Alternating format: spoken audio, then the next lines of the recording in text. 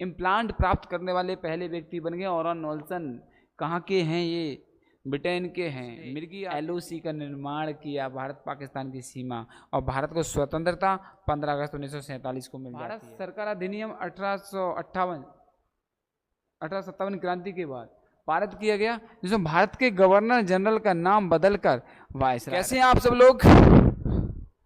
आशा करता हूं कि आप कुशल मंगल आनंद में होंगे।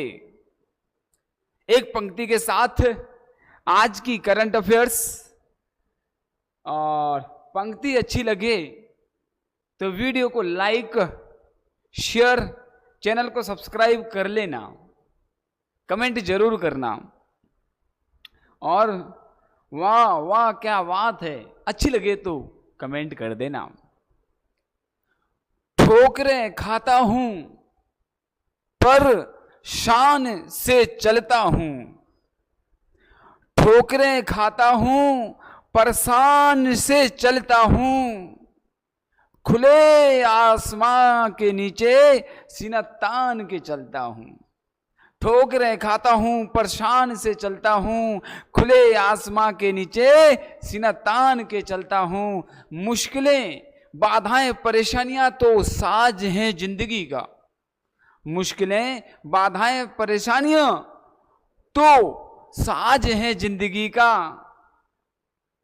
उठूंगा गिरूंगा फिर उठूंगा और आखिर जीतूंगा मैं ही। उठूंगा गिरूंगा फिर उठूंगा और आखिर जीतूंगा मैं ही, ये ठान के चलता हूं। वेलकम बैक, मैं दिलीप राज जायसवाल आपके अपने यूट्यूब चैनल में स्वागत नंदन अभिनंदन करता हूं। चलेगा, आज की करंट अफेयर्स जोश बरकरार रखिएगा, निरंतर मेहनत करिएगा, आपकी जीत पक्की होगी, आपके सपने सच्चे होंगे। चलेगा, कम बैक। साथियों, आज का इतिहास 3 जुलाई का है। 2005 3 जुलाई राष्ट्रीय कानून ने स्पेन में समलैंगिक विवाह को वैध बनाया। 3 जुलाई 2005 स्पेन ने समलैंगिक विवाह को वैध माना, लीगल परमिशन दे दिया। आप समलैंगिक विवाह कर सकते हैं, लड़का लड़के से, लड़की लड़की से शादी विवाह कर सकते हैं। इस तरह का 3 जुलाई 2005 को स्पेन ने एक कानून बना दिया, और अब मेल मेल से, फीमेल फीमेल से शादी विवाह रचा सकते हैं, परिणय सूत्र में बंध सकते हैं। तो चलेगा, 3 जुलाई 1962 फ्रांस के राष्ट्रपति ने अल्जीरिया की स्वतंत्रता की घोषणा कर दी। फ्रांस पहले अल्जीरिया गुलाम था, फ्रांस का अल्जीरिया पहले गुलाम था 1962 से पहले, बिफोर दी 1962 अल्जीरिया वॉज, ठीक है, गुलाम किसका था? ये था फ्रांस का, और फ्रांस ने इसको स्वतंत्र घोषित कर दिया। 3 जुलाई 1928 JL वेड ने लंदन में पहली बार रंगीन टीवी का प्रसारण शुरू किया। इंपॉर्टेंट है, JL वेड ने 3 जुलाई 3 जुलाई 1928 को लंदन में पहली बार कलर टीवी का प्रसारण या टेलीकास्ट किया। 3 जुलाई 1908 बाल गंगाधर तिलक को ब्रिटिश सरकार ने गिरफ्तार कर लिया था। 1908 में बाल गंगाधर तिलक को गिरफ्तार किया था, ठीक है, चलेगा। और 1608 फ्रांसीसी खोजकर्ता सैमुअल डी चैंपलिन ने क्यूबेक शहर की स्थापना की थी। तो ये 3 जुलाई के कुछ प्रमुख इवेंट्स, घटनाएं वैश्विक पटल पर, वर्ल्ड स्तर पर देखने को मिल रही हैं। चलेगा, आप कंटिन्यू आगे बढ़ते हैं। यहां पर कुछ इंपोर्टेंट, कैट ब्लैंचेट को TIFF शेयर हर जर्नी ग्राउंड ब्रेकर पुरस्कार मिलेगा। ऑस्ट्रेलियाई अभिनेता और निर्माता कैट ब्लैंचेट को 49वें टोरंटो अंतर्राष्ट्रीय फिल्म महोत्सव में टिफ शेयर हर जर्नी ग्राउंड ब्रेकर पुरस्कार से सम्मानित किया जाएगा। बस इतना ध्यान रखना है। जो 49 टोरंटो अंतर्राष्ट्रीय फिल्म महोत्सव में इनको TIFF share journey ground breaker पुरस्कार से सम्मानित किया जाएगा। नेक्स्ट, 2 बार की ऑस्कर विजेता रही है, 2 बार की ऑस्कर विजेता रही हैं कैट ब्लैंचेट। कैट ब्लैंचेट 2 बार की ऑस्कर विजेता रही हैं। ओके, जिन्हें Tar, the Aviator, Blue Jasmine, Thor, Ragnarok, Elizabeth franchise में उनकी भूमिकाओं के लिए जाना जाता है। 8 सितंबर को टोरंटो कनाडा में पुरस्कार प्राप्त करेंगी। तो ठीक है, टोरंटो अंतर्राष्ट्रीय फिल्म महोत्सव में इनको TIFF का पुरस्कार दिया जाएगा। 2 बार ऑस्कर जीता है किसने? कैट ब्लैंचेट ने। ठीक है, और इन सारी मूवियों में इन्होंने काम किया है। नेक्स्ट पर्सनालिटीज, नेक्स्ट न्यूज क्रम से चलते जाएंगे। भारत को Blue Origin space flight programme के लिए साझेदार देश नामित किया गया है। तो साझेदार देश के रूप में भारत को किसमें?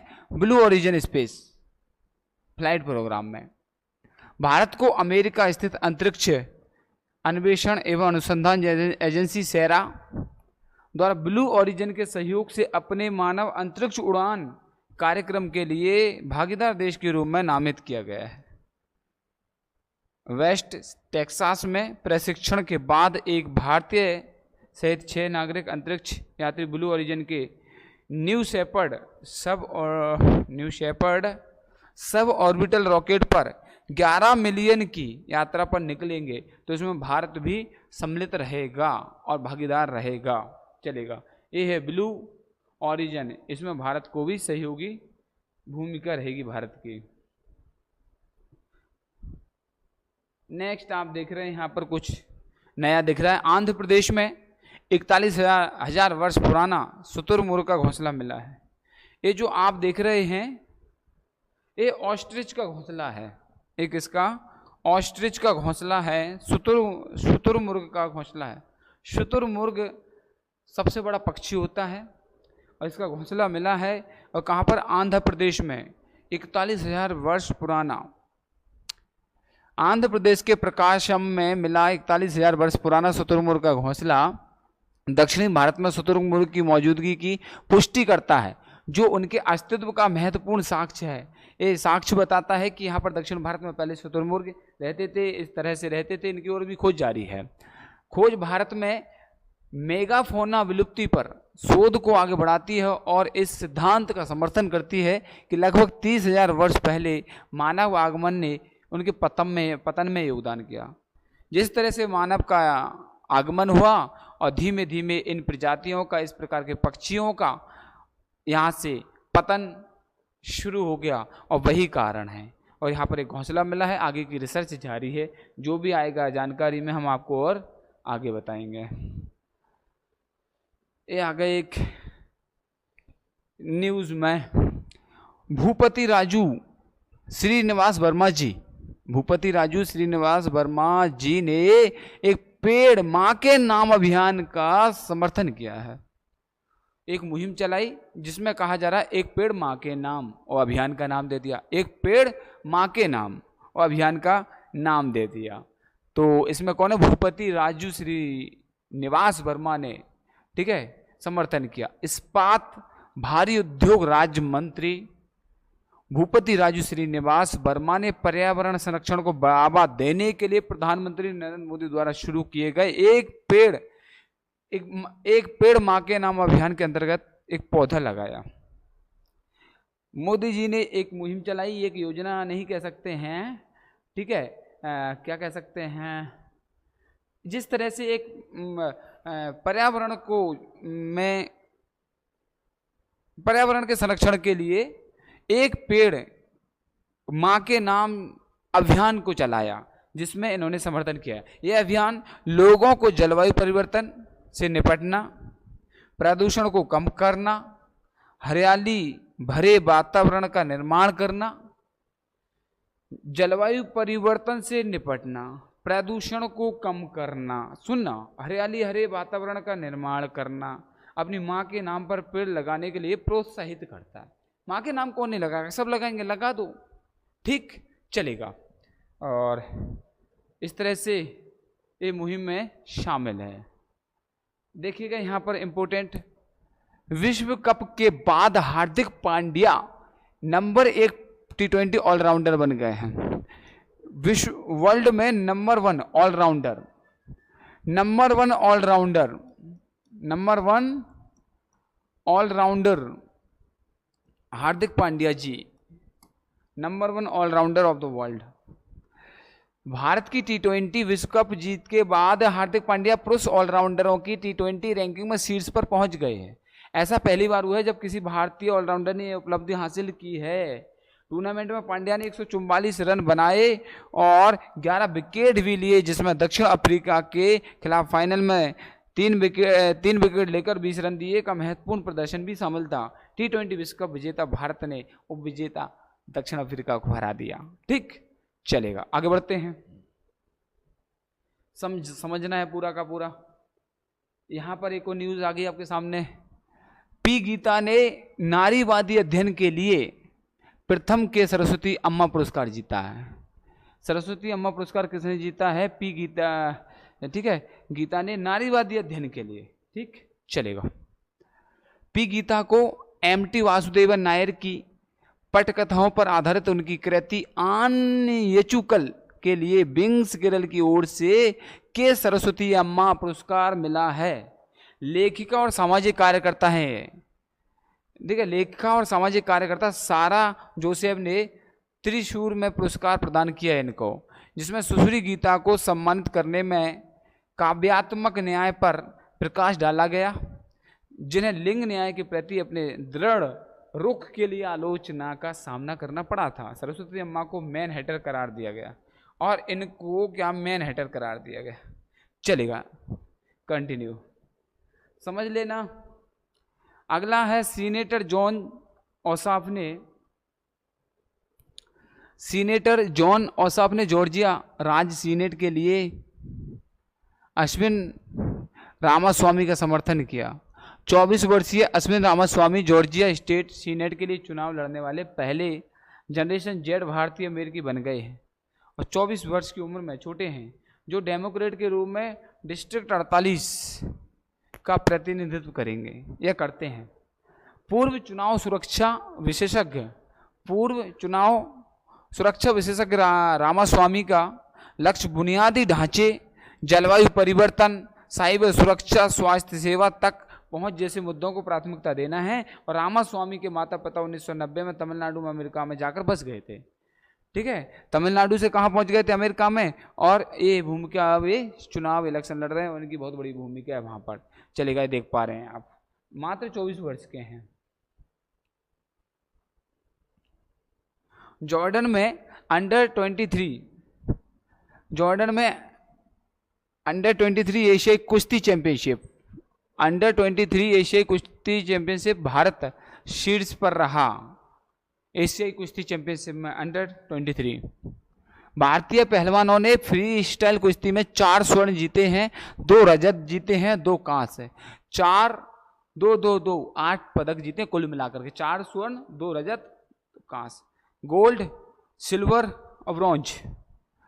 ओके, शायद कुल 8 पदक जीते हैं। अभिमन्यु 70 kg में, जॉइंटी बॉबर, ठीक है, 92 अभिमन्यु कुश्ती, जॉइंटी कुश्ती, साहिल जगलान कुश्ती, अनिरुद्ध कुश्ती स्वर्ण पदक जीता, रोहित कुश्ती, जयदीप कुश्ती रजत पदक जीता। किसने? शुभम, अमित और कांस्य पदक जीते हैं। कजाकिस्तान ने दूसरा स्थान हासिल किया। वाह, गुड, कमाल कर दिया कजाकिस्तान ने। और किर्गिस्तान ने तीसरा स्थान हासिल किया है। इंडिया टॉप पर, कजाकिस्तान दूसरे पर, तीसरे पर रहा किर्गिस्तान। ठीक है, चलेगा, आगे चलते हैं, कंटिन्यू। यहां पर आते हैं, स्पेस मशीन्स ने 2026 उपग्रह प्रक्षेपण के लिए न्यू स्पेस इंडिया के साथ समझौता किया है। स्पेस मशीन ने 2026 उपग्रह प्रक्षेपण के लिए न्यू स्पेस इंडिया के साथ समझौता किया है। स्पेस मशीन्स ने 2026 में एक छोटे उपग्रह प्रक्षेपण यान के माध्यम से अपना दूसरा ऑप्टिमस अंतरिक्ष यान लॉन्च करने के लिए न्यू स्पेस इंडिया के साथ समझौता किया है, जिसका उद्देश्य क्या है, इन ऑर्बिट उपग्रह पुनर्स्थापन सेवाएं प्रदान करना, अंतरिक्ष अपशिष्ट को कम करना। अंतरिक्ष में जो अपशिष्ट है उसको कम करेगा, पुनर्स्थापन उपग्रह का, ठीक है, इन ऑर्बिट उपग्रह पुनर्स्थापित करना, ऐसा इनका उद्देश्य और लक्ष्य रहेगा। और $8.5 मिलियन के मैत्री मिशन में कई ऑस्ट्रेलियाई भारतीय संस्थाओं के बीच सहयोग देखने को मिलेगा, जिससे दोनों देशों के बीच अंतरिक्ष क्षमताओं का लाभ उठाया जा सकेगा। चलेगा, ये हमारा स्पेस मशीन्स कंपनी।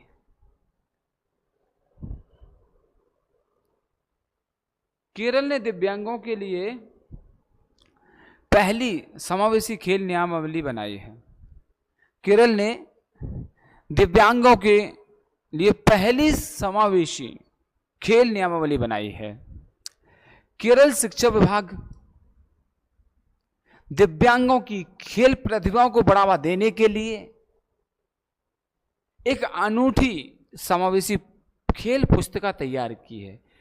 राज्य के सामान्य शिक्षा मंत्री भी शिवन कुट्टी हेल्दी किड्स देंगे इसमें नामक एक अन्य कार्यक्रम बच्चों को खेलकूद के लिए प्रेरित करके उनके शारीरिक मानसिक स्वास्थ्य को सुनिश्चित करने की परिकल्पना की गई है और राज्य द्वारा संचालित विद्यालयों को प्राथमिक छात्रों के लिए लागू किया जाएगा, ताकि उनका स्पोर्ट्स में रुचि बढ़े, जागरूकता बढ़े और नए नए प्लेयर्स और स्पोर्ट्समैन तैयार हो। इस तरह के उद्देश्य इसमें शामिल किए गए हैं, ठीक है। और 5वीं क्लास से ही, प्राइमरी लेवल से इसमें लागू किया जाएगा।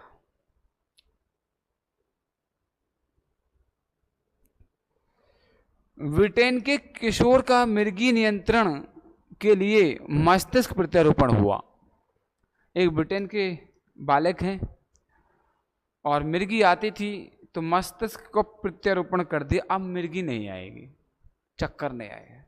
चक्कर तो वैसे भी नहीं आएंगे यार, आप एक्सरसाइज करो, फिजिकल फिट रहो, मेडिटेशन करो, योगा करो, अनुलोम विलोम करो, कपालभाति करो, ठीक है, हल्का फुल्का टहलो, चलो, दौड़ो, ये सब कुछ करेंगे तो आपको कुछ भी नहीं होना है यार। क्यों होगा? आप फिट रहेंगे, आपका रक्त, आपका ब्लड प्योर रहेगा, शुद्ध रहेगा, प्रॉपर ऑक्सीजन मिलेगी आपके रक्त को, खून को, टकाटक रहोगे आप, देयर इज नो प्रॉब्लम। पर ठीक है, ये बहुत बड़ा एक कह सकते हैं उपलब्धि अचीव की है। गंभीर लेनॉक्स गैस्ट्रोट सिंड्रोम से पीड़ित, लेनॉक्स गैस्ट्रोट सिंड्रोम क्या होता है? मिर्गी से संबंधित एक रोग होता है और समरसेट के 13 वर्षीय ओरान नोल्सन पिको सिस्टम ठीक है, न्यूरो स्टिम्युलेटर इम्प्लांट प्राप्त करने वाले पहले व्यक्ति बन गए हैं, जिससे उनके दौरे 80% कम हो गए हैं। क्या है जो ओरान नोल्सन है, पिको न्यूरो स्टिम्युलेटर इम्प्लांट प्राप्त करने वाले पहले व्यक्ति बन गए। ओरान नोल्सन कहाँ के हैं? ये ब्रिटेन के हैं। मिर्गी आती थी, मस्तिष्क का प्रत्यारोपण कर दिया, ट्रांसप्लांट कर दिया और ग्रेट ऑर्मंड स्ट्रीट अस्पताल में की गई सर्जरी में हल्की विद्युत उत्तेजना प्रदान करने के दौरान मार्गों को अवरुद्ध करने के लिए ओरान के मस्तिष्क में गहरी इलेक्ट्रोड लगाया गया था। चलिएगा, ओरान नाम देख लेना बस, और कुछ मत देखना। काफ़ी अच्छा आज का करंट है। भारत रुपया क्यात प्रणाली के माध्यम से म्यांमार के साथ व्यापार होगा। भारत का रुपया और म्यांमार का क्यात, ये दोनों मिलाकर के क्या करेंगे? व्यापार करेंगे, व्यापार को बढ़ाएंगे। भारत और म्यांमार के बीच रुपया क्यात व्यापार प्रणाली, रुपया क्यात व्यापार प्रणाली सिस्टम के द्वारा व्यापार समझौते के अंतर्गत भारत ने पहली बार म्यांमार को 1 करोड़ रुपए से अधिक मूल्य की दालों का निर्यात किया है। 1 करोड़ रुपए से अधिक मूल्य की दालों का निर्यात कर दिया है और म्यांमार को दे दिए दालें, खाओ, आप भी प्रोटीन लो, आप भी तंदुरुस्त रहो, हेल्दी रहो। म्यांमार से ऐसा कह दिया है। भारत का बहुत बड़ा दिल है, वसुधैव कुटुंबकम है। पर जिसने भी आंख उठा के देखा, चाहे चाइना हो, चाहे पाकिस्तान हो, या दुनिया की कोई भी कंट्री हो, अगर आप अच्छे से पेश आएंगे तो हम सहानुभूति दिखाएंगे, अगर आप आंख उठाकर आएंगे तो आपकी आंख निकाल लेंगे। ठीक है, आप पहले जैसा भारत ना समझे। आज का भारत है सक्षम भारत है, उन्नत भारत है, प्रगतिशील इंडिया है। भारतवर्ष अब अखंड भारत है। तो अब पहले जैसा नहीं है, हर क्षेत्र में सक्षम है, पावरफुल है, शक्तिशाली है। लेकिन सौहार्दपूर्ण व्यवहार के लिए, वसुदैव कुटुंबकम के वाक्य के लिए हमेशा हम शांतिपूर्ण रवैये के लिए तैयार हैं। पर अगर आपने घुसपैठिया की कोई ऐसी हरकत की तो आप समझ लेना वो भारत नहीं है, वर्तमान भारत है, 21वीं सदी का भारत है। तो चलेगा। रुपया क्या व्यापार समझौते यहां तक हो गया। पंजाब नेशनल बैंक के यागून कार्यालय द्वारा संचालित इस पहल का उद्देश्य द्विपक्षीय व्यापार को बढ़ावा देना है। देशों के बीच समुद्री सीमा व्यापार के लिए स्थानीय मुद्राओं के उपयोग को प्रोत्साहित करना है। बायलैटरल ट्रेड बढ़ेगा, समुद्री सीमा व्यापार के स्थानीय मुद्राओं के उपयोग को प्रोत्साहित करना है, ऐसा उद्देश्य है। चलेगा, ये है। ठीक है, Indian rupee to Myanmar kyat. चलो ये तो चलता रहता है, अच्छी बात है। पड़ोसी मुल्क के साथ अच्छा व्यवहार जरूरी है। भारत के गवर्नर जनरल और वाइसराय, भारत के गवर्नर जनरल और वाइसराय, पहले फटाफट बताऊंगा, फिर उनके द्वारा जो किए गए कार्यों के बारे में चर्चा करेंगे। और आज की जो करंट के साथ जो न्यू पहल है, न्यू मुहिम है, कुछ जीके जीएस है, परीक्षा की दृष्टि से UPSC, PSC, Vyapam, railways, constable, SI, SSC, GD, army, सबके लिए प्रमुख है। बंगाल का प्रथम गवर्नर कौन था? Robert Clive. रॉबर्ट क्लाइव क्या था? बंगाल का पहला गवर्नर। फिर भारत का प्रथम गवर्नर बेंटिक, भारत का प्रथम गवर्नर जनरल बेंटिक। रैयतवाड़ी प्रणाली की स्थापना हेस्टिंग, रैयतवाड़ी प्रणाली की स्थापना लॉर्ड हेस्टिंग। व्यगत का सिद्धांत हड़प नीति लॉर्ड डलहौजी, व्यगत का सिद्धांत हड़प नीति लॉर्ड डलहौजी। 1857 का विद्रोह कैनिंग था तब, 1857 की क्रांति हुई थी, रेवोल्यूशन हुआ था उस टाइम पर, ए फरंगी था Canning. Vernacular press act Lytton, उस समय पर इसको लेटा लेटा करके पीटना था। चलो ठीक है, फिर कोई बात नहीं। Vernacular press act Lytton. Congress की स्थापना लॉर्ड डफरिन के समय पर हुई थी। कांग्रेस की स्थापना कब हुई थी? डफरिन, डफर था बिल्कुल, डफर। कांग्रेस की स्थापना लॉर्ड डफरिन के समय हुई थी। भारतीय विश्वविद्यालय अधिनियम लॉर्ड कर्जन, भारतीय विश्वविद्यालय अधिनियम लॉर्ड कर्जन, भारतीय विश्वविद्यालय अधिनियम Lord Curzon. Important Rowlatt act Chelmsford, Lord Chelmsford था। साइमन कमीशन इरविन के समय आया था, और गांधी इरविन समझौता भी यहीं पर हुआ था। साइमन कमीशन 1928 में आया था, वापस जाओ, Lord Irwin, Rowlatt act Chelmsford, भारतीय विश्वविद्यालय अधिनियम लॉर्ड कर्जन, कांग्रेस की स्थापना डफरिन, ठीक है। Vernacular press act Lytton 1857, Canning, बेगत सिद्धांत हड़प नीति लॉर्ड डलहौजी, हेस्टिंग, रैयतवाड़ी प्रणाली की स्थापना, भारत के प्रथम governor general Bentinck, Robert Clive Bengal का। चलेगा, आगे चलते हैं, कंटिन्यू। किए गए सुधार 1828 से 1835, विलियम बेंटिक भारत के प्रथम गवर्नर जनरल। बेंटिक 1828 से 1835, बेंटिक भारत का प्रथम गवर्नर जनरल। 1833 के चार्टर अधिनियम ने बंगाल के गवर्नर जनरल को भारत का गवर्नर बना दिया था।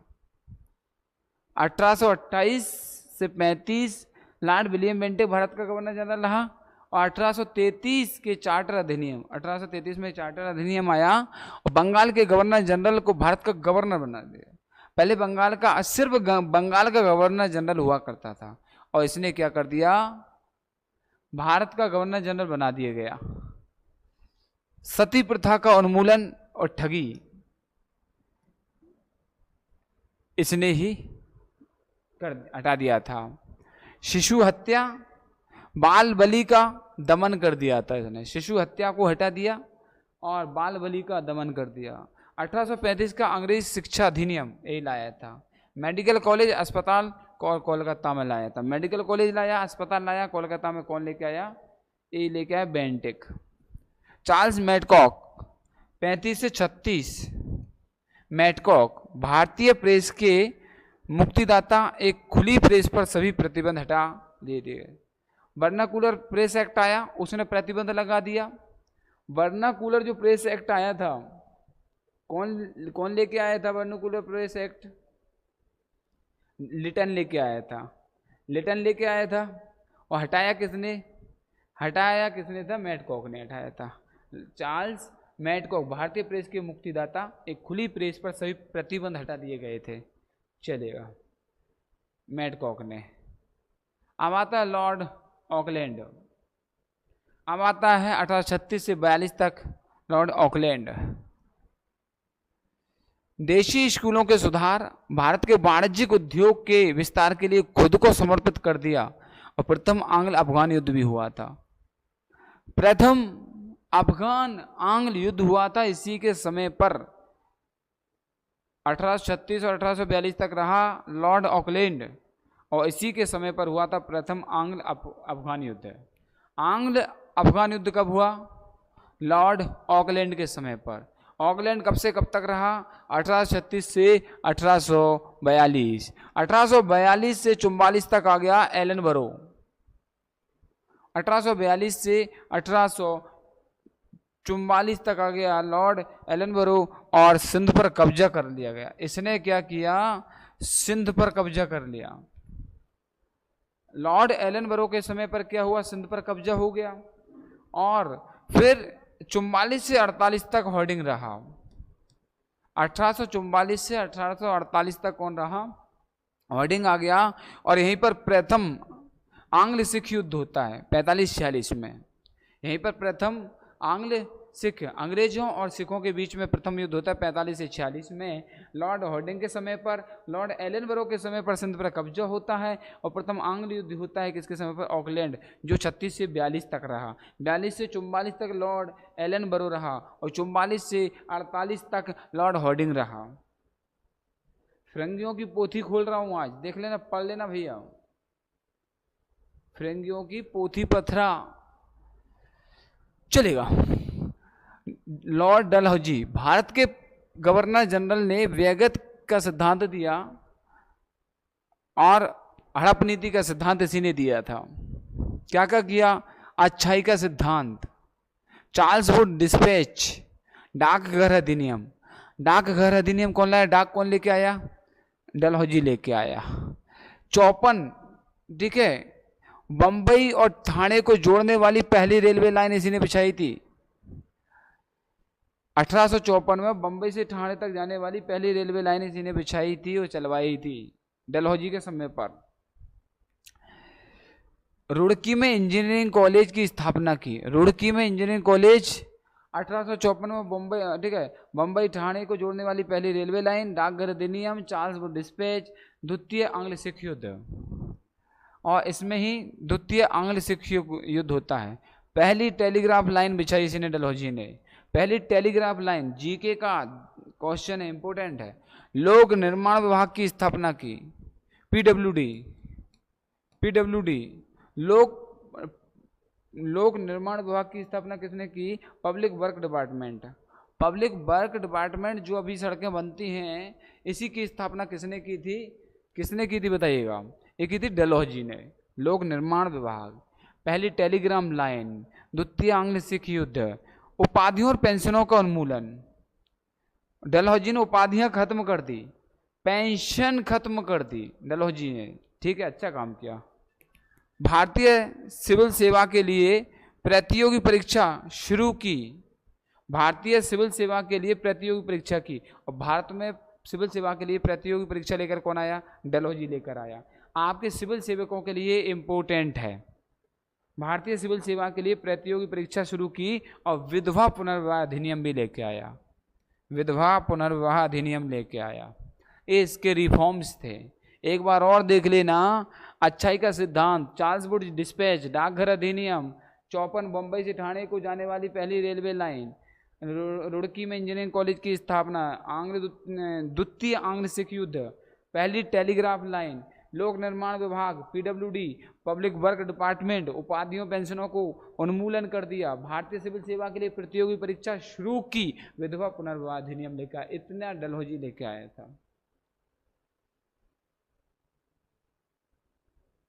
चलेगा, यहां पर आते हैं कैनिंग। 56 से 57 में कलकत्ता, मद्रास, बंबई में 3 विश्वविद्यालयों की स्थापना की। कैनिंग ने 1857 में कैनिंग ने कलकत्ता, मद्रास और बंबई, कलकत्ता, मद्रास और बंबई में 3 विश्वविद्यालयों की स्थापना की। और 57 का विद्रोह भी इसी के समय पर हुआ। कैनिंग के समय पर 1857 का विद्रोह हुआ। कैनिंग ने ही क्या है, कलकत्ता, मद्रास और बंबई तीनों विश्वविद्यालयों की स्थापना की। नोट, 1857 के विद्रोह के बाद भारत के गवर्नर जनरल को ब्रिटिश भारत का वायसराय बनाया गया। 1857 के विद्रोह हुआ, भारत का जो गवर्नर जनरल था, भारत का गवर्नर जनरल था, उसको ब्रिटिश भारत का, फिर क्या हुआ, उसको नाम दिया गया ब्रिटिश भारत का वायसराय बनाया गया।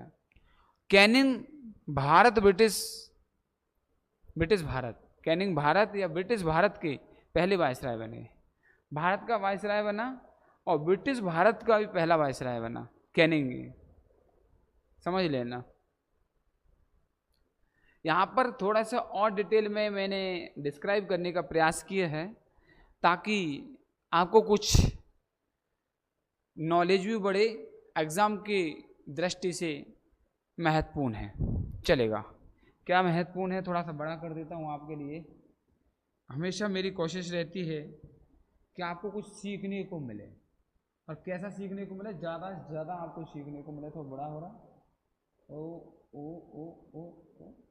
ठीक, चलेगा। थोड़ा सा और कहीं पर कुछ यहाँ ए लिखा हुआ है सब, ठीक है,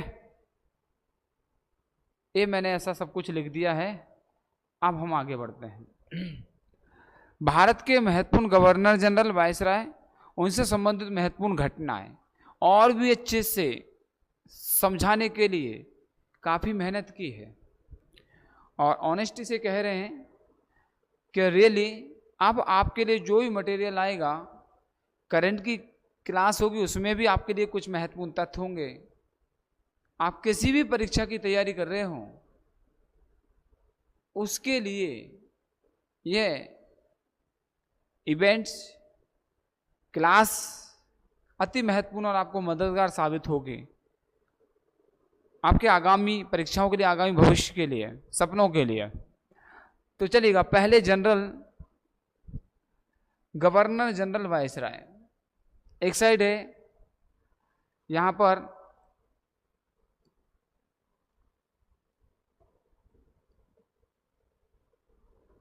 चलेगा,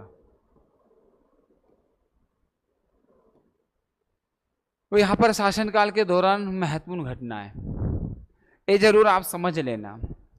सबसे पहले बात करते हैं वॉरेन हेस्टिंग्स, दिख रहा है क्या नहीं? 1773 से 85 तक, 1773 to 85, वॉरेन हेस्टिंग। 1773 का जो रेगुलेटिंग एक्ट आया, वॉरेन हेस्टिंग के समय आया।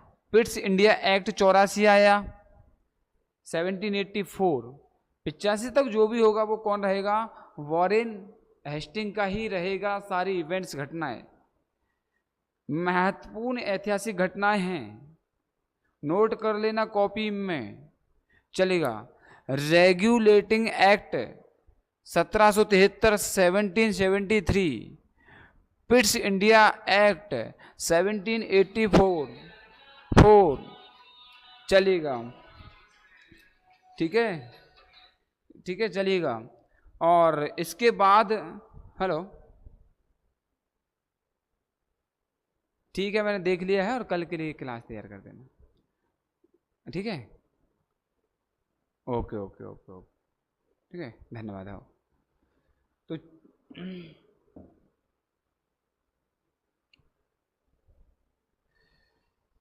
वर्ष 74 का रोहिला युद्ध, वॉरेन हेस्टिंग्स, 75-82 तक प्रथम मराठा युद्ध, वर्ष 82 में सालवाई की संधि, प्रथम मराठा युद्ध भी यहीं पर हुआ। 1782 में सालवाई की संधि हुई इनके मराठा और अंग्रेजों के बीच। 1775 से 1782 तक प्रथम मराठा युद्ध चला और 82 में सालवाई की संधि होती है वॉरेन हेस्टिंग के समय, और 80 से 84 में दूसरा मैसूर युद्ध हुआ। इतने इवेंट्स वॉरेन हेस्टिंग के समय पर हुए। Regulating act 73 Pitt's India act 1784, Rohilla युद्ध 75 से 82 तक प्रथम मराठा युद्ध, और 82 में सालवाई की संधि हुई, और 80 से 84 में दूसरा मैसूर युद्ध हुआ। चलेगा, आगे चलते हैं। यहाँ पर आ गए हम, इम्पोर्टेंट है, खास है। लॉर्ड कॉर्नवालिस 1786-93, लॉर्ड कॉर्नवालिस, ठीक है, 1786 से 1903। तीसरा मैसूर युद्ध, द्वितीय मैसूर युद्ध कब हुआ? दूसरा मैसूर युद्ध कब हुआ? वॉरेन हेस्टिंग के समय पर। और 90 से 92 श्रीरंगपट्टनम की संधि हुई, ठीक है। सालवाई की संधि किसमें हुई थी? आंग्ल मराठा युद्ध में।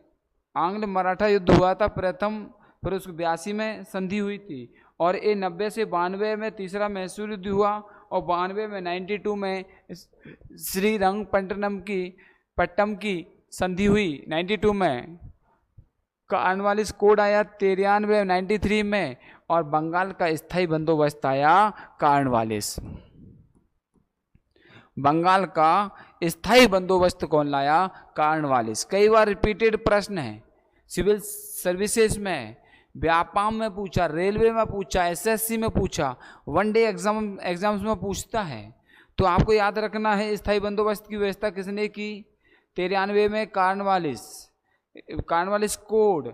तीसरा मैसूर युद्ध, श्रीरंगपट्टनम की संधि, इसमें तीसरे मैसूर युद्ध में हुई थी। वेलेजली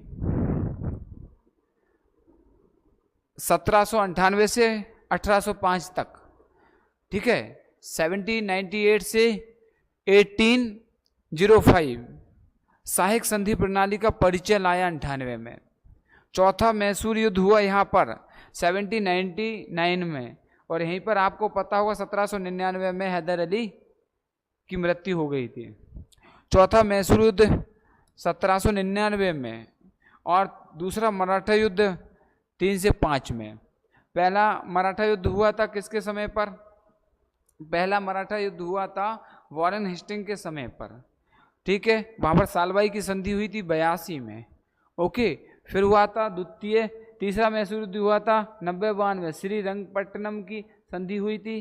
कॉर्नवालिस, लॉर्ड वेलेजली, सहायक संधि प्रणाली का परिचय 1798। चौथा मैसूर युद्ध हुआ टीपू सुल्तान की यहाँ पर। दूसरा मराठा युद्ध 1803 और 1805 तक हुआ, दूसरा मराठा युद्ध। आगे चलते हैं, ले चलता हूँ, धीमे धीमे पढ़ेंगे, समझेंगे। यहाँ पर देख लेना, थोड़ा सा समझना। यहाँ पर थोड़ा सा छोटा करूँगा क्योंकि दिख नहीं रहा होगा।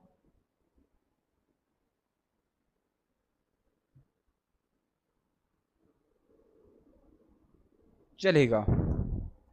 यहाँ पर बात करते हैं लॉर्ड मिंटो आता है 1807 से 1813 तक। रणजीत सिंह के साथ अमृतसर की संधि 1809। 1807 से 1813 तक आता है लॉर्ड मिंटो, और रणजीत सिंह के साथ अमृतसर की संधि 1809 में करता है। हेस्टिंग आता है, लॉर्ड हेस्टिंग, वो वॉरेन हेस्टिंग रहता है, ये लॉर्ड हेस्टिंग है। ठीक है। एंग्लो नेपाल युद्ध 1416, 1814-16 में एंग्लो नेपाल युद्ध होता है। सुगोली की संधि 16 में होती है। 14 से 16 एंग्लो नेपाल युद्ध, ठीक है, एंग्लो नेपाल वॉर होता है, और सुगोली की संधि होती है 1816 में। तीसरा मराठा युद्ध होता है हेस्टिंग के समय में 17-19, 1817-1819 मराठा परिसंघ का विघटन होता है। इम्पोर्टेंट, रैयतवाड़ी प्रणाली की स्थापना हो जाती है 1820 में। तब कौन रहता है? हेस्टिंग। तो रैयतवाड़ी प्रणाली की स्थापना कौन करता है? Lord Hasting. लॉर्ड हेस्टिंग क्या करता है? रैयतवाड़ी प्रणाली की स्थापना करता है 20 में। और लॉर्ड एम हर्स्ट 23 से 28 रहता है। पहला बर्मा युद्ध होता है इसके समय पर, पहला बर्मा युद्ध 1824 से 1826 तक। लॉर्ड एम हर्स्ट के समय पर 23 से 28 तक रहता है, पहला बर्मा युद्ध होता है इसके समय में। पहला बर्मा युद्ध होता है, सन भी याद रखना है सारी चीज़ों का, चलेगा। अब आता है William Bentinck. Lord William Bentinck 28 से 1835, 1828 टू 1835। लॉर्ड विलियम बेंटिक सती प्रथा खत्म कर दी। सती प्रथा कब समाप्त हुई? 1829। किसने की? लॉर्ड विलियम बेंटिक ने। सती प्रथा खत्म किसने की? लॉर्ड विलियम बेंटिक ने। 33 का चार्टर एक्ट भी इसी को इस समय पर आया। 20 साल में चार्टर एक्ट आता था, तो 33 का चार्टर एक्ट किसके समय पर आया? विलियम बेंटिक के समय पर आया। सती प्रथा का उन्मूलन कर दिया। अब आता है ऑकलैंड। ये आ गया ऑकलैंड। लॉर्ड ऑकलैंड आया 36 से 42, 1836 से 1842 पहला अफगान युद्ध हुआ। 38 से 42 में फर्स्ट अफगान वॉर हुआ, ठीक है। 1838 टू 1842 हार्डिंग आ गया है। हार्डिंग 44 से 48 पहला आंग्ल सिख युद्ध 45-46 लाहौर की संधि हुई 46 में। लॉर्ड हार्डिंग 44 से 48 पहला आंग्ल सिख युद्ध, 45-46 लाहौर की संधि 46 में होती है। कन्या भ्रूण हत्या का उन्मूलन जैसे सामाजिक सुधार किए। हाँ, ये अच्छा किया था इसने, एक रिफॉर्म लेके आया, कन्या भ्रूण हत्या का उन्मूलन कर दिया। कोई भी कन्या भ्रूण नहीं करेगा तो सजा होगी, ठीक है। तो ये हार्डिंग ने किया था। अब आता डलहौजी, एक क्रम से है, ओके, एक क्रम से है पूरा बिल्कुल एक। हाँ, डलहौजी 48 से 56 तक रहता। सन आपको पता होना चाहिए, 48 से 56, 1848 से 1856, 1848 टू 1856।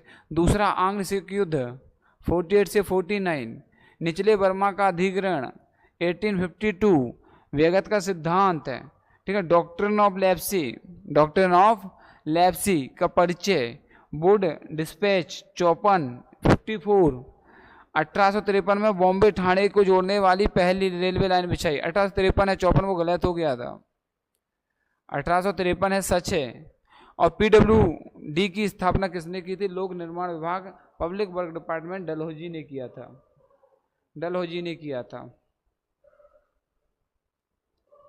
नेक्स्ट चलते हैं, महत्वपूर्ण चीजें हैं, समझ लेना। लॉर्ड कैनिंग 56 से 62, लॉर्ड कैनिंग 1856 से, ठीक है, 18 से 56, 1857 की क्रांति इसी के समय पर होती है, कैनिंग के समय पर। 1856 टू 1857 की क्रांति इसी के समय पर होती है। 1857 का विद्रोह, कलकत्ता मद्रास बॉम्बे 3 विश्वविद्यालय की स्थापना, कलकत्ता मद्रास बॉम्बे 3 विश्वविद्यालय की स्थापना, ईस्ट इंडिया कंपनी का उन्मूलन, भारत सरकार अधिनियम।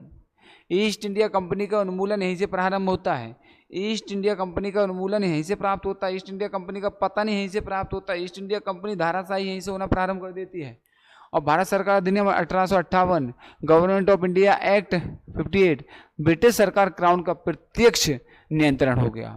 और यहीं से क्या हुआ? ब्रिटिश क्राउन का प्रत्यक्ष, अब ब्रिटिश का ताज वहीं से डायरेक्ट कंट्रोल करने लगा और 61 का भारतीय परिषद अधिनियम आ गया।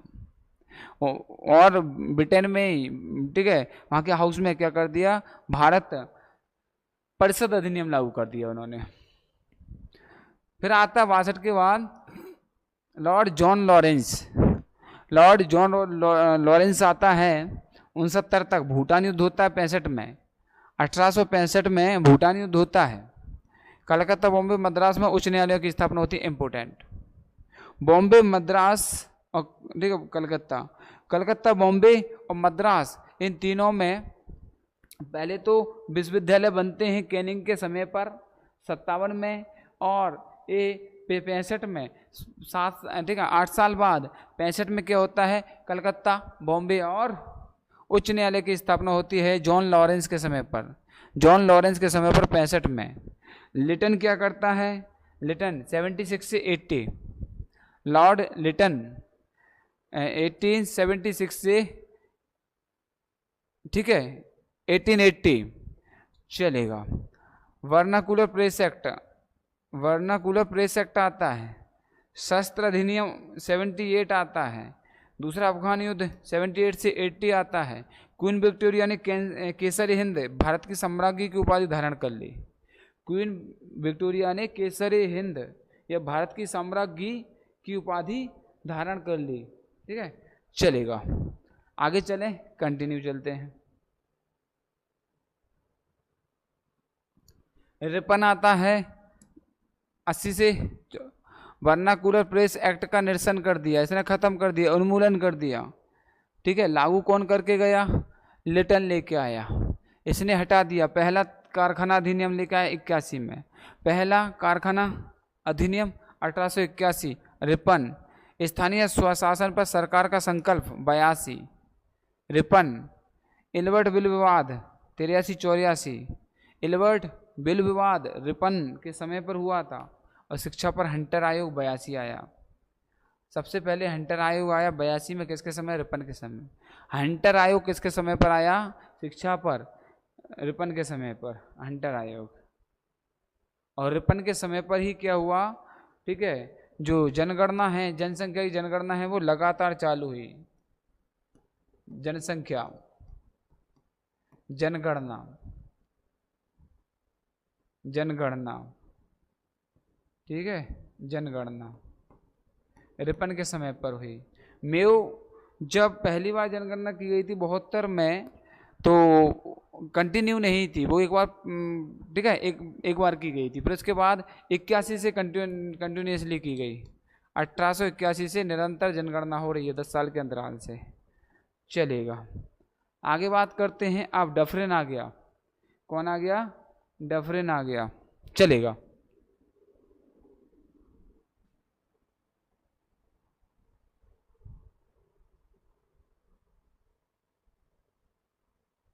यहां पर डफरिन 84-88। तीसरा वर्मा युद्ध 85-86। भारतीय राष्ट्रीय कांग्रेस की स्थापना डफरिन के समय पर। भारतीय राष्ट्रीय कांग्रेस की स्थापना डफरिन के समय पर। और इसमें ए ओ ह्यूम ने कांग्रेस की स्थापना की थी। ए ओ ह्यूम कांग्रेस की स्थापना की थी।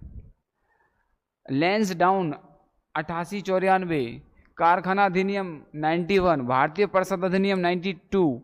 और डूरंड आयोग की स्थापना की 1893। डूरंड आयोग, जिसने डूरंड रेखा का क्या किया था, निर्धारण किया था।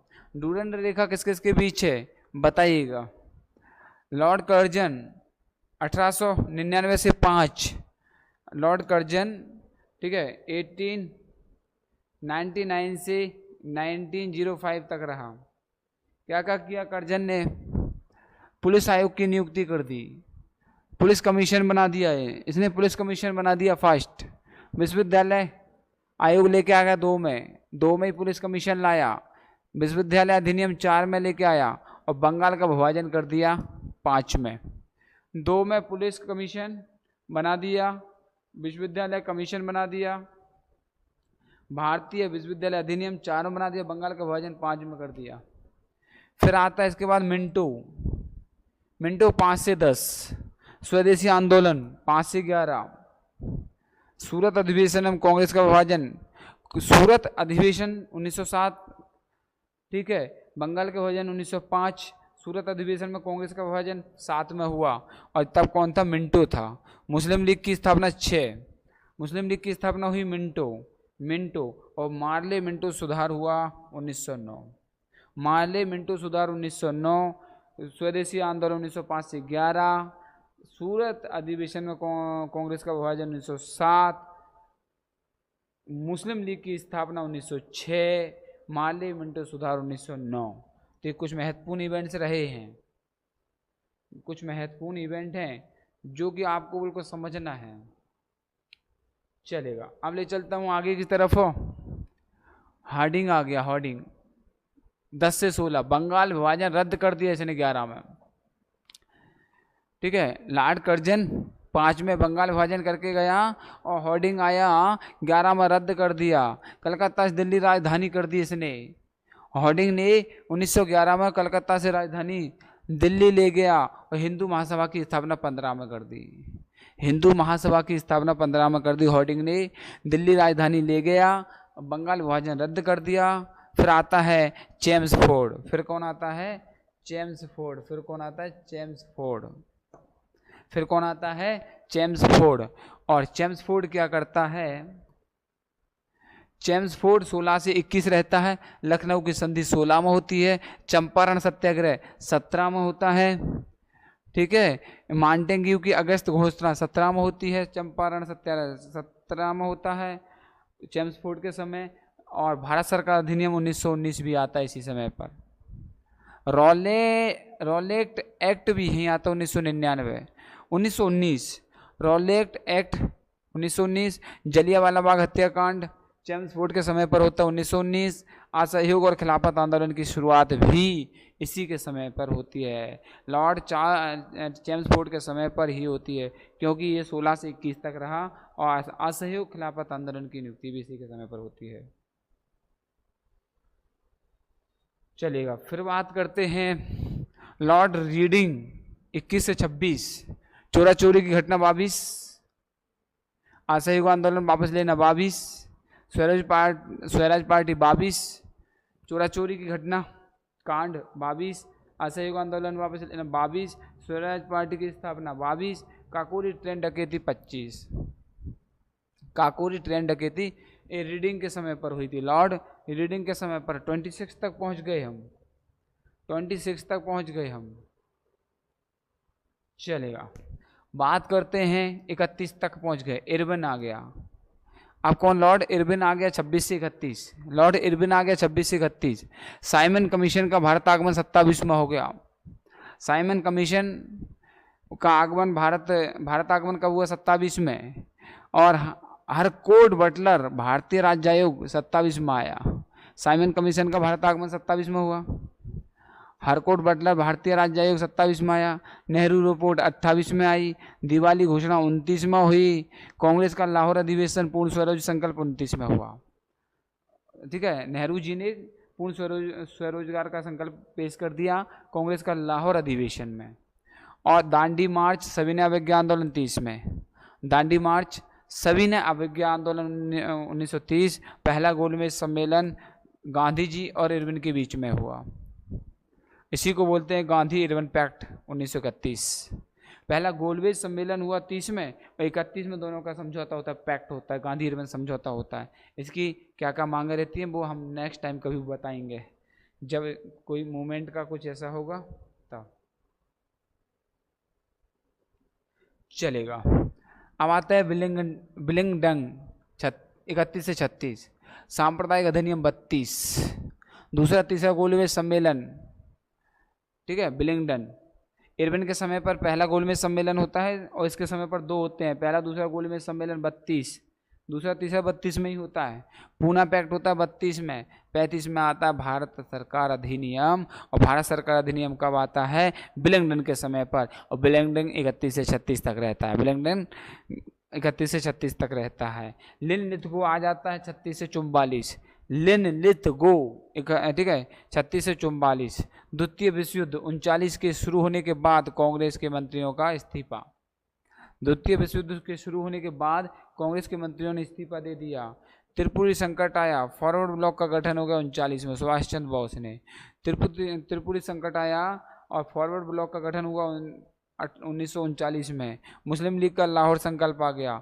मुसलमानों के लिए एक अलग राज्य की मांग 40 में उठा दी हमारे मोहम्मद अली जिन्ना ने, ठीक है। द्वितीय विश्व युद्ध 1839 के शुरू होने के बाद कांग्रेस के मंत्रियों का इस्तीफा हो गया। लिनलिथगो के समय त्रिपुरी संकट आया, लिनलिथगो के समय फॉरवर्ड ब्लॉक की स्थापना हुई, लिनलिथगो के समय मुस्लिम लीग का लाहौर संकल्प, मुसलमानों के लिए अलग लीग की मांग की 1940 में, और यहीं पर हमारे जिन्ना साहब ने रख दी। अगस्त प्रस्ताव आया 40, भारतीय राष्ट्रीय सेना का गठन 41, अगस्त प्रस्ताव 40, मुसलमानों के लिए अलग राज्य की मांग, क्रिप्स मिशन 42 और भारत छोड़ो आंदोलन भी 42। इस तरह की घटनाएं रहीं। और आगे फिर चलते हैं।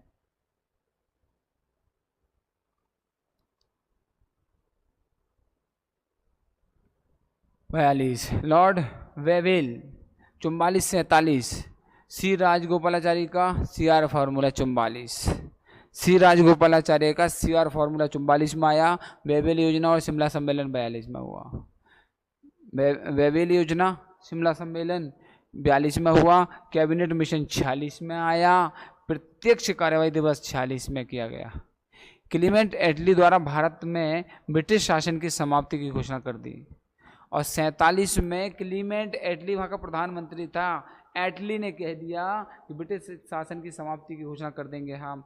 और जब वेवेल था 44 से 47। फिर लॉर्ड माउंटबेटन 47 से 48, जून 3 प्लान 47, रेड क्लिफ आयोग आया 47, जिसने भारत पाकिस्तान के बीच में LOC, ठीक है, लाइन ऑफ कंट्रोल बनाई। रेड क्लिफ आयोग लाया गया। किसने बनाया? लॉर्ड माउंटबेटन के समय पर बना। रेड क्लिफ की निगरानी में एक आयोग बना जिसने LOC का निर्माण किया, भारत पाकिस्तान की सीमा। और भारत को स्वतंत्रता 15 अगस्त 1947 को मिल जाती है। भारत को स्वतंत्रता 15 अगस्त 1947 को मिल जाती है। और आगे चक्रवर्ती राजगोपालाचारी 48 से 50 तक, सी राजगोपालाचारी, चक्रवर्ती राजगोपालाचारी भारत के अंतिम गवर्नर जनरल, भारत के अंतिम गवर्नर जनरल, प्रथम भारतीय गवर्नर जनरल थे, या स्वतंत्र भारत के प्रथम भारतीय गवर्नर जनरल। 50 में स्थायी रूप से यह पद गवर्नर जनरल समाप्त कर दिया गया। 50 में इस पद से मुक्ति पाली और इसको हटा दिया गया। गवर्नर जनरल और वायसराय, ठीक है, गवर्नर जनरल और वायसराय के बीच अंतर क्या है, एक प्रश्न आता है। ठीक है, गवर्नर जनरल और वायसराय के बीच मुख्य अंतर क्या है, ये प्रश्न आना भी चाहिए और जरूरी भी है। देखिएगा यहाँ पर गवर्नर जनरल और वायसराय, ब्रिटिश भारत के गवर्नर जनरल, वायसराय, दोनों में अंतर करना। What is the difference between governor general and viceroy? British Bharat के मुख्य प्रशासनिक अंग थे, अधिकारी थे, या ब्रिटिश भारत के मुख्य प्रशासनिक अंग थे, पार्ट थे, जो ब्रिटिश साम्राज्य के मुकुट में रत्न बने रहने की जिम्मेदारी निभाते थे। जैसे मुकुट में रत्न होते हैं उसी प्रकार से ये वहाँ के रत्न थे। और आमतौर पर दोनों शब्दों का इस्तेमाल एक दूसरे के स्थान पर किया जाता था। यदि गवर्नर जनरल है तो इस पद को हटाकर वायसराय बना दिया, वायसराय है तो गवर्नर जनरल बना दिया। एक दूसरे के स्थान पर किया जाता था, भले ही स्वभाव और कार्य में थोड़े अलग हों। अब अलग क्या थे देखते हैं, समझते हैं। इंपॉर्टेंट चीजें हैं, कोई नहीं बताएगा कि अंतर क्या था इसमें। चलेगा, अंतर क्या था इनमें? बेसिक अंतर ये है, इनका जो बेसिक अंतर है मैं आपके सामने बता रहा हूं। और जो अंतर क्या है, वायसराय और गवर्नर जनरल, ये हटा देना, ठीक है, चलेगा। यहाँ पर मैं वाइट से थोड़ा सा और उसको हटा देता हूँ। ओके, वायसराय चलेगा। गवर्नर जनरल की बात करें पहले। भारत के गवर्नर जनरल का पद 1833 के चार्टर एक्ट के पारित होने के द्वारा बनाया गया था, जिसमें विलियम बेंटिक पहले गवर्नर जनरल थे। 1833 का चार्टर एक्ट पारित हुआ, उसके तहत गवर्नर जनरल का पद बनाया। और पहला गवर्नर जनरल कौन बना? William Bentinck. ध्यान रखना, पहला गवर्नर जनरल कौन? William Bentinck. 1857 के विद्रोह के बाद भारत सरकार अधिनियम 1818, ये क्या था? चार्टर एक्ट के माध्यम से जो बनता था। 1833 के एक्ट पारित हुआ, governor general William Bentinck. Bharat सरकार अधिनियम 1857 क्रांति के बाद पारित किया गया, जिसमें भारत के गवर्नर जनरल का नाम बदलकर वायसराय रख दिया गया। भारत सरकार अधिनियम 1858, इसमें गवर्नर जनरल का नाम बदलकर वायसराय रख दिया गया। ये अंतर आया। समझ आ रहा होगा? बिल्कुल पूरा पूरा समझ लेना, एक एक पॉइंट पर बात कर रहे हैं यहाँ पर। भारत के गवर्नर जनरल का पद मुख्य रूप से प्रशासनिक उद्देश्यों के लिए था, प्रशासनिक उद्देश्यों के लिए था, और ईस्ट इंडिया कंपनी के निदेशक मंडल को रिपोर्ट करता था। प्रशासनिक उद्देश्य को पूरा करता था। ईस्ट इंडिया कंपनी के निदेशक, एक डायरेक्टर के लिए निर्देशक, जो डायरेक्टर होगा हाँ, उसको निर्देशक करता था। 58 के बाद भारत के वायसराय और गवर्नर जनरल की भूमिका एक हो गई, दोनों की एक हो गई, जिसमें वायसराय के पास कूटनीतिक शक्तियां थी, वह सीधे ब्रिटिश क्राउन को रिपोर्ट करता था। और वायसराय क्या हो गया? इस निदेशक मंडल को रिपोर्ट करता था, और इसके बाद दोनों पद एक हो गए। और ये सिर्फ और सिर्फ फिर क्या करने लगा? ब्रिटिश क्राउन को, जो ब्रिटिश के राजा रानी हुआ करते थे, सिर्फ उनको ही यहाँ की सारी चीज़ें, प्रशासनिक इकाइयों के बारे में बताया करता था। और ये जनरल गवर्नर था, ये सिर्फ ईस्ट इंडिया कंपनी के निदेशक मंडल को रिपोर्ट करता था। और ये दोनों की भूमिका एक हो गई, जिसमें वायसराय के पास कूटनीतिक शक्तियाँ थी, वह सीधे ब्रिटिश क्राउन को रिपोर्ट करता था। यहाँ से ऐसा हो गया था। चलेगा, यहाँ से समझ में आ गया? कंटिन्यू।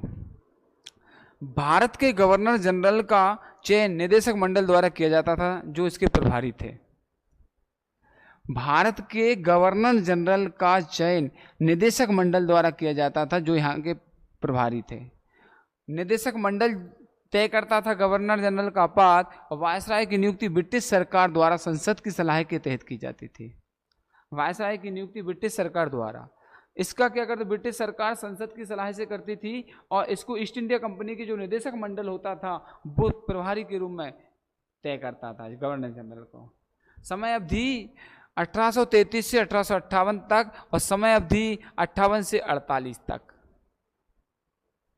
ठीक है, समय अवधि 33 से 58 तक, और 58 से 48 तक वायसराय। विलियम बेंटिक पहले गवर्नर जनरल थे, और लॉर्ड कैनिंग पहले वायसराय थे।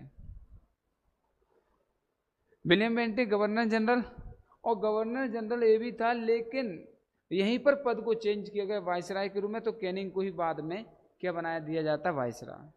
तो अंतिम गवर्नर जनरल कैनिंग, फिर कैनिंग के समय पर वायसराय का पद स्थापित कर दिया गया, और पहला वायसराय कौन हो गया? कैनिंग। चलेगा, नेक्स्ट फिर चलते हैं यहाँ पर, समझना पूरा A to Z। चक्रवर्ती राजगोपालाचारी अंतिम गवर्नर जनरल। फिर कैनिंग के समय पर ही वायसराय का पद को बदलकर क्या कर दिया गया? माउंटबेटन आया, माउंटबेटन को फिर से गवर्नर जनरल बना दिया गया, और फिर माउंटबेटन के समय से ही फिर चक्रवर्ती राजगोपालाचारी आ गए, और लॉर्ड लुईस माउंटबेटन अंतिम वायसराय थे। ये चक्रवर्ती राजगोपालाचारी अंतिम गवर्नर थे, और लॉर्ड लुईस माउंटबेटन अंतिम वायसराय थे। ग्रेट ब्रिटेन की संसद के नाम पर जो डोमिनियन और उपनिवेश थे, उनका प्रशासन एक गवर्नर जनरल द्वारा किया जाता था।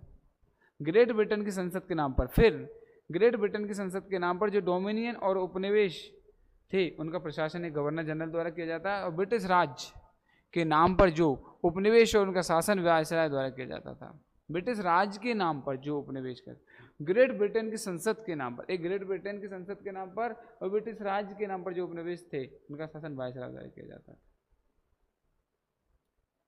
ये इनका वैश्विक अंतर था।